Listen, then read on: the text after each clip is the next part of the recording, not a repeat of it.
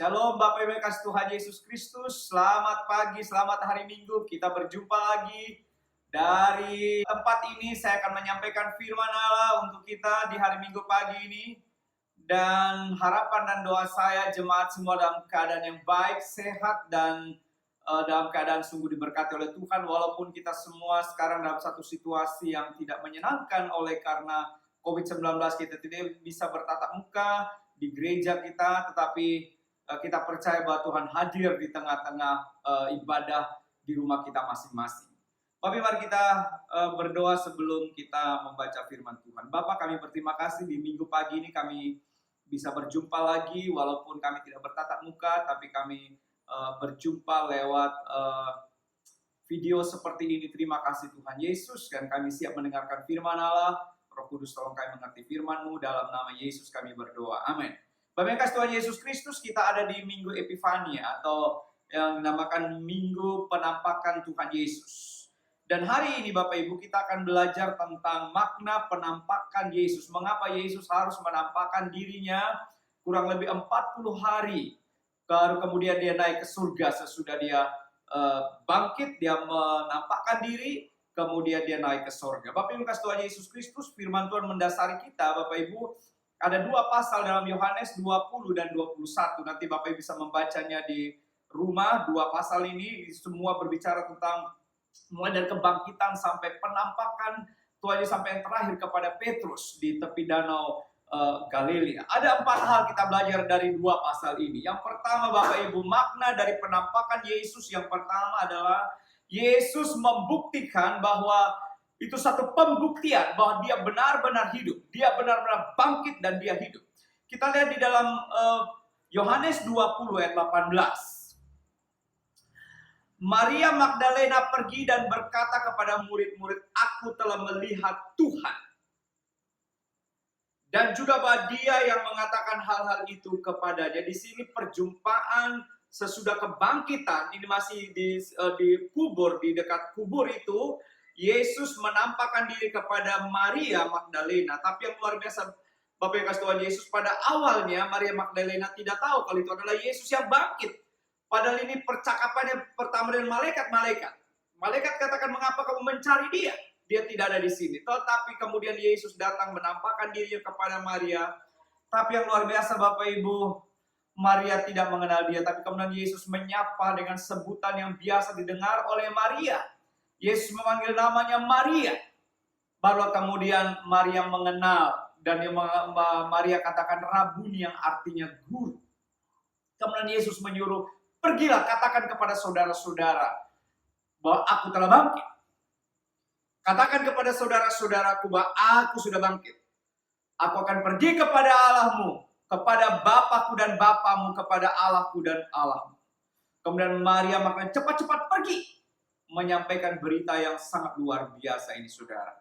Dan 1 Korintus 15 ayat 5-8 juga menunjukkan Yesus menunjukkan kepada 500 murid sekaligus pada saat itu. Bapak bisa membacanya dalam 1 Korintus 15 ayat 5-8. Itu hal yang pertama Bapak Ibu, memang Yesus benar-benar bangkit. Maka dia menampakkan diri, itu satu pembuktian bahwa dia hidup. Yesus hidup. Dia tidak terus ada dalam kubur itu. Dia bangkit.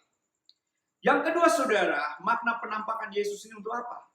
Yang kedua adalah Yesus mau meneguhkan kembali iman murid-murid yang sudah sempat tergoncang. Itulah pertemuan yang terjadi, kita lihat di ayat yang ke-20. Dan sesudah berkata demikian, yang mulai ayat 19 bagian B-nya saya bacakan. Pada waktu itu datanglah Yesus dan berdiri di tengah-tengah mereka dan berkata, "Damai sejahtera bagi kamu." Dan sudah berkata demikian, ia menunjukkan tangannya dan lambungnya kepada murid-muridnya. Itu bersukacita. Murid-murid itu bersukacita ketika mereka melihat Tuhan. Bapak kasih Tuhan Yesus Kristus. Murid-murid saat itu ketika Yesus mati, ketika penyaliban itu terjadi, mereka semua ketakutan dan mereka tercerai-berai. Mereka takut sekali. Dan mereka kemudian berkumpul di satu tempat. Dan pintu yang terkunci, dikatakan di ayat 19 bahwa mereka takut ya kepada orang-orang Yahudi, sehingga mereka masuk satu ruangan, satu tempat terkunci. Mereka takut terhadap orang-orang Yahudi pada saat itu. Saudara, ini tidak gampang. Iman kita bisa tergoncang pada saat-saat yang sulit. Saat itu murid-murid kehilangan pengharapan. Guru yang mereka ikuti ternyata mati. Orang yang mereka sanjung-sanjung mati. Cara berpikir mereka saat itu, mereka berpikir Yesus akan menjadi raja. Nanti kita lihat percakapan pada hari sesaat sebelum Yesus naik ke surga. Nanti di dalam Kisah Rasul situ katakan, murid bertanya, Tuhan, maukah engkau memulihkan negeri ini? Bapak yang kasih Tuhan Yesus, iman mereka saat itu betul-betul tergoncang. Kita lihat apa yang terjadi dalam percakapan murid-murid di pasal 21. Mereka mau kembali. Mereka mau kembali kepada kehidupan yang pekerjaan yang lama. Saat itu melihat saat-saat yang sangat menegangkan, saudara. Tapi mari kita lihat apa dikatakan Tuhan kita ini luar biasa. Kita lihat di ayat yang ke-25. Ayat 25. Maka kata murid-murid yang lain kepadanya, ini kepada Thomas, saudara, kami telah melihat Tuhan. Tetapi Thomas berkata kepada mereka, sebelum aku melihat bekas paku pada tangan yang sebelum aku mencucukkan jariku dalam bekas paku itu dan menunjukkan tanganku ke lambungnya, sekali-kali aku tidak akan percaya. Saudara, sampai Thomas pun meragukan kebangkitan Yesus. Thomas ingin satu pembuktian. Dia ingin melihat bukti. Thomas tidak gampang percaya, saudara. Tapi itu yang terjadi, saudara, kita lihat ayat 27. Kemudian Yesus datang dan menunjukkan dirinya kepada Thomas. Ini luar biasa, saudara. Kita lihat di ayat 27. Kemudian ia berkata kepada Thomas, taruhlah jarimu di sini dan lihatlah tanganku. Ulurkanlah tanganmu dan cucukkanlah ke dalam lambungku. Dan jangan engkau tidak percaya lagi, melainkan percayalah. Saudara, murid-murid yang sudah bersama-sama Yesus saja bisa memiliki pikiran seperti mereka tidak percaya. Tapi ini sesuatu yang sangat luar biasa. Peneguhan iman. Jadi makna penampakan Yesus, mengapa Yesus menampakkan diri? Supaya iman murid-murid yang sudah sempat goncang itu kembali lagi, diteguhkan lagi. Yang ketiga, saudaraku, mengapa Yesus menampakkan diri? Supaya manusia menerima shalom di tengah-tengah ketakutan itu. Saudara, Yesus harus datang menampakkan dirinya. Ingat tadi saya katakan konteksnya murid-murid dalam kondisi sangat takut. Sehingga mereka harus menyembunyikan diri, mereka tidak berani terang-terangan keluar. Dan Yesus datang, kita lihat 19 bagian C. Dia datang supaya manusia menerima shalom di tengah-tengah ketakutan, menerima damai sejahtera. Perhatikan kalimat-kalimat dipakai oleh Yesus luar biasa.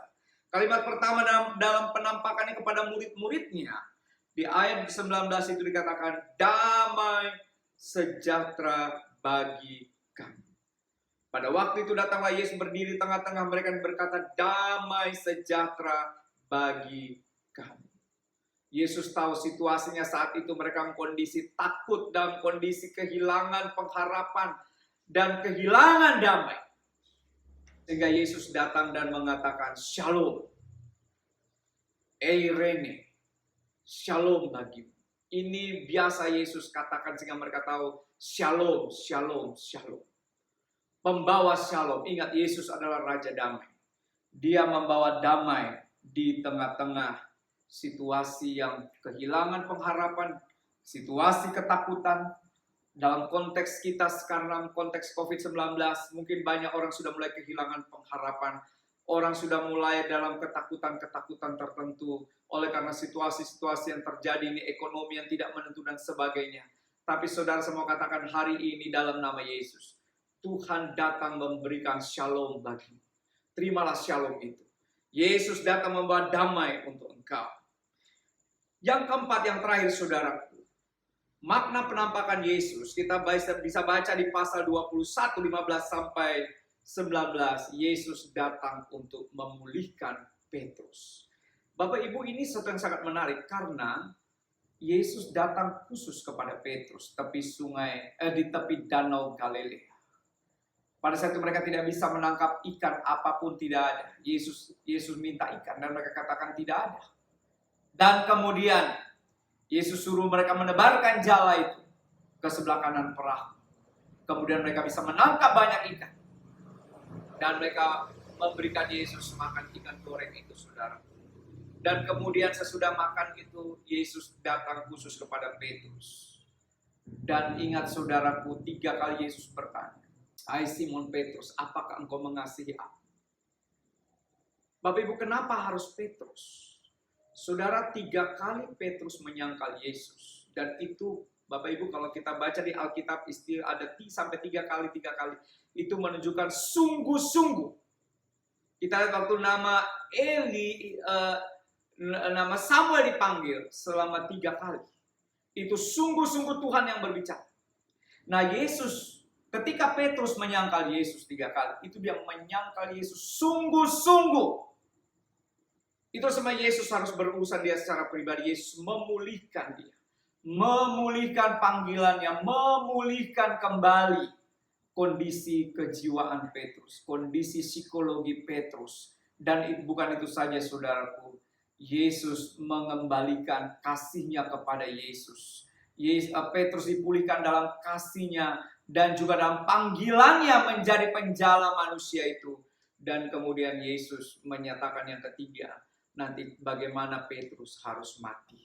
Dan kemudian Petrus mengikuti. Saudara, satu murid yang disalib terbalik adalah Petrus. Dia katakan, aku tidak layak disalib seperti Tuhan. Itu terjadi ketika Petrus telah dipulihkan oleh Tuhan. Dan kemudian Petrus dipakai secara luar biasa. Khotbah perdana Petrus menyebabkan 3.000 orang bertobat. Ini sesuatu yang sangat luar biasa, saudara. Itu semua terjadi ketika seseorang telah dipulihkan oleh Tuhan. Mungkin hari ini, saudara, engkau mungkin hancur hatimu, hidupmu. Engkau mengatakan, bagaimana mungkin lagi aku bisa hidup untuk mengasihi Tuhan. Tapi saudara, saya mau katakan hari ini, Yesus menampakkan dirinya 2000 tahun yang lalu. Salah satu maknanya dia mau datang untuk memulihkan. Yesus memulihkan kehidupan Petrus. Yesus pun bisa memulihkan kehidupan Bapak, Ibu, Saudara, dan saya. Bapak, Ibu, Tuhan Yesus. Bukti Yesus hidup adalah kubur kosong. Dan penampakan diri pada semua orang yang mengasihi dia. Itulah buktinya. Yesus sudah tidak dikubur, itulah. Yesus sedang menampakkan dirinya sebelum naik ke sorga. Dia mau memulihkan segala sesuatunya. Dia membuktikan bahwa dia hidup. Dia teguhkan iman murid-muridnya. Dan supaya menerima shalom di tengah-tengah ketakutan, Petrus dipulihkan. Saat ini, saudaraku, banyak orang mau percaya apabila telah melihat bukti fisik dulu. Thomas masa kini juga banyak. Bapak Ibu, sikap ini salah. Kita tetap percaya walaupun tidak melihat dia secara fisik jasmani. Tetapi secara rohani kita bertemu dengan dia di dalam iman.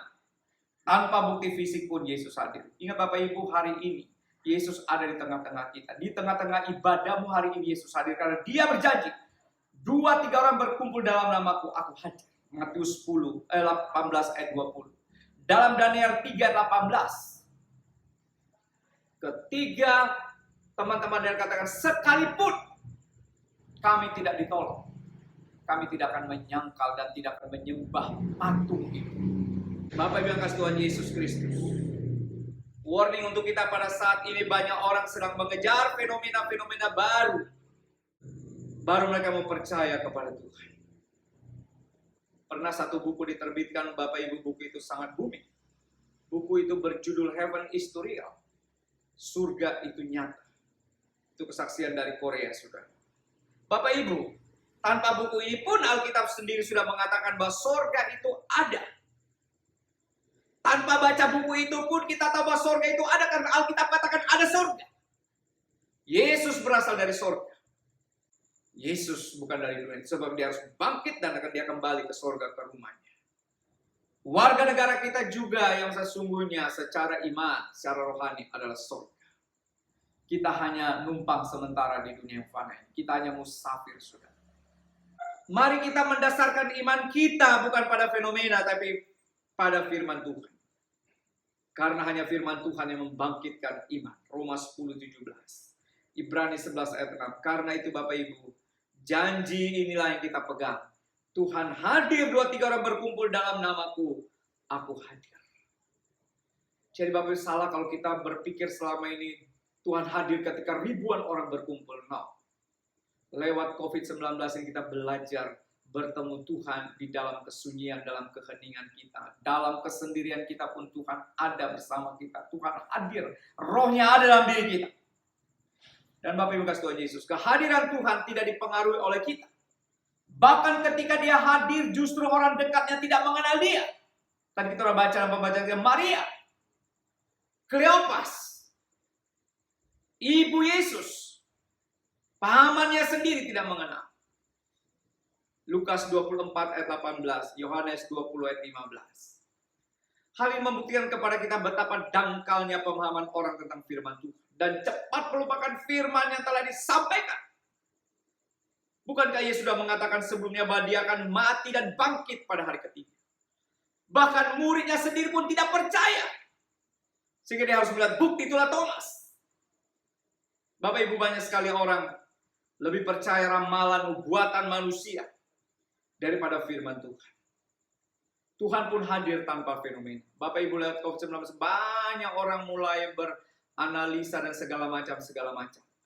Mendengar suara Tuhan. Tanda-tanda segala macam. Tapi saya mau katakan saudara, jangan kita terpengaruh. Iman kita harus disandarkan kepada firman Tuhan. Kesimpulannya Bapak Ibu lihat renungan kita ini. Penampakan Yesus membuat iman para murid hidup kembali. Mereka semangat kembali. Tetapi kita pada masa kini saudara, iman kita tidak boleh disandarkan pada fenomena baru. Karena iblis bisa menyamar dan menipu kita. Iman yang sejati adalah iman yang berdasarkan firman Tuhan, bukan fenomena. Tuhan dapat hadir tanpa manifestasi apapun. Karena dia sudah berjanji untuk hadir dalam setiap kehidupan kita. Itulah janjinya saudaraku. Ketika sesaat dia naik ke surga. Aku menyertai kamu sampai akhir zaman. Pegang teguh firman Tuhan. Dan jangan engkau dipengaruhi oleh situasi dan fenomena dunia saat ini. Bapak Ibu, sehingga lewat ketidakpercayaan Thomas itu, keraguan Thomas, muncul kalimat yang sangat terkenal untuk kita saat ini. Itu dalam Yohanes 20 ayat 29. Kata Yesus kepadanya, kepada Thomas, karena engkau telah melihat aku, maka engkau percaya. Tapi perhatikan untuk kita saudara. Bapak Ibu, berbahagialah mereka yang tidak melihat, namun percaya. Kita tidak melihat Tuhan secara fisik. Tapi kita percaya dia ada. Kita percaya dia sudah hidup. Dia bangkit dari kematian. Dan dia hidup.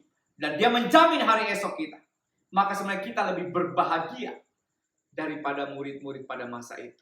Mereka adalah saksi mata. Tapi Yesus mau katakan hari ini meneguhkan iman kita semua di tengah-tengah semua situasi kita. Berbahagialah mereka. Siapakah mereka? Itulah kita. Bapak, Ibu, Saudara, dan saya. Yang tidak melihat Tuhan secara fisik. Tetapi percaya. Berbahagialah mereka yang tidak melihat secara fisik. Namun percaya, berbicara dengan iman. Pertanyaan untuk kita renungkan dalam perenungan kita adalah. Bagaimana dengan kita sekarang? Di manakah imanmu ditaruh? Di manakah imanmu disandarkan? Pada janji-janji Allah atau pada fenomena-fenomena baru saat ini? Amin. Bapak yang kasih Tuhan Yesus, terima kasih sudah mendengar firman Tuhan ini dan biarlah imanmu dikokohkan, diteguhkan oleh Tuhan. Dan mari kita berdoa. Bapak di surga, terima kasih untuk hari ini. Kami boleh mendengar firman Allah di minggu pagi ini. Di mana Yesus engkau telah menampakkan dirimu kepada kami.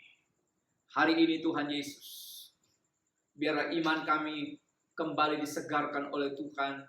Iman kami diteguhkan, dipulihkan kembali. Karena engkau sudah bangkit dan engkau sudah menampakkan diri. Sebelum engkau naik ke surga. Terima kasih Tuhan. Biarlah di tengah-tengah situasi COVID-19 ini Tuhan, kami tetap kuat di dalam Tuhan. Tetap kokoh apapun yang terjadi dalam hidup kami. Terima kasih Bapak. Di dalam nama Tuhan Yesus kami berdoa. Amin. Bapak Ibu, mari kita mengakhiri ibadah kita pada minggu pagi ini. Bapak Ibu, siapkan hatimu, arahkan hatimu kepada Tuhan Yesus. Dan terimalah berkat-Nya. Bapak Ibu, arahkan hatimu kepada Tuhan Yesus. Dalam firman Engkau dengarkan hari ini. Jadilah berkat dimanapun Tuhan tempatkan engkau. Dan tetaplah engkau setia kepada Tuhan. Taatilah Tuhan dan taatilah pemerintah yang telah memberikan peraturan kepada kita untuk tinggal di rumah karena COVID-19 ini. Dan biarlah saudara terus menjadi berkat. Dan terimalah berkat. Anugerah dari Allah Bapa, kasih setia, kasih karunia dari Tuhan Yesus Kristus, persekutuan Allah Roh Kudus turun menyertai kita sekalian mulai hari ini sampai Maranatha, Tuhan Yesus datang kembali. Haleluya. Amin. Selamat hari Minggu, Tuhan Yesus memberkati kita semua. Haleluya. Terpujilah nama Tuhan Yesus. Amin.